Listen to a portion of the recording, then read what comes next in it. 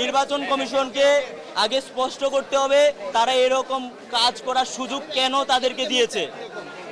দেখেন মানে আমরা যখন হচ্ছে এখানে বিবিএ ফ্যাকাল্টিতে আমাদের কাছে ভিডিও পর্যন্ত আছে, মানে তাদের 100 মিটারের মধ্যে কোনো প্রার্থী প্রচারণা করতে পারবে না। কিন্তু আমরা দেখেছি, আমি নিজেও যখন লাইনে গিয়ে দাঁড়িয়েছি এই আইটি ভবনে, আমাকে হচ্ছে বিভিন্ন এই টোকেন দেওয়া হচ্ছে, কিন্তু এটা হওয়ার কথা না, এটা হচ্ছে আচরণবিধি লঙ্ঘন। এবং আমাকে ছাত্র শিবিরের একটা টোকেন দেওয়া হয়েছে। এইরকম ঘটনা এখানেও ঘটেছে, আমাদের কাছে ভিডিও পর্যন্ত আছে। এবং ছাত্রী সংস্থার হচ্ছে একটা ভিডিও আমাদের কাছে অলরেডি এসেছে, আমার ডাকসু একটা পেজে সেটা আপলোড হয়েছে, আমি আপনাদেরকে মানে লাইভ দেখাতে পারবো। এবং এটা নিয়ে অলরেডি আলোচনা সমালোচনা চলছে।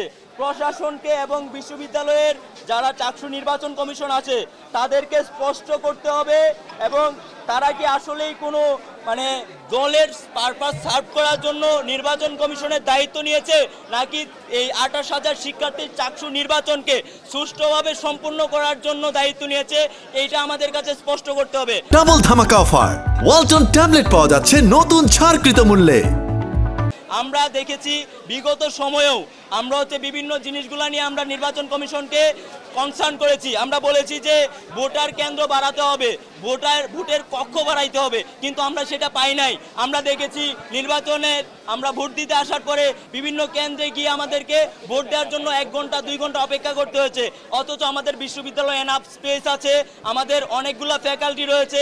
এই ফ্যাকাল্টিগুলোতে 28,000 শিক্ষার্থীদের দাঁড়িয়ে না থেকে ভোট দেওয়ার সুযোগ রয়েছে, কিন্তু তারা এটা করে নাই। তারা এটা কৃত্রিম সংকট তৈরি করেছে, শিক্ষার্থীরা যেন এসে ঘন্টার পর ঘন্টা দাঁড়িয়ে থাকে।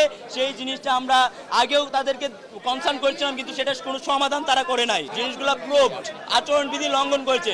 এইটার বিরুদ্ধে বিশ্ববিদ্যালয় প্রশাসন এবং চাকসু নির্বাচন কমিশন কি করবে, এটা তাদের এখনই স্পষ্ট পদক্ষেপ নিতে হবে। একজন শিক্ষার্থী হিসেবে আমি এখানে এসেছি, প্রতিবাদ করেছি একজন শিক্ষার্থী হিসেবে, এবং আমি কথা বলছি একজন শিক্ষার্থী হিসেবে, একজন ভোটার হিসেবে। এই ভোট দেওয়াটা আমাদের অধিকার, এবং 35 বছর পরে আমরা এই ভোট দেওয়ার সুযোগটা পাচ্ছি। এই জায়গাটা এসে যদি এইরকম ঘটনার মুখোমুখি হইতে হয়, সেটা আমাদের জন্য লজ্জার এবং বিশ্ববিদ্যালয় প্রশাসনের জন্য লজ্জার।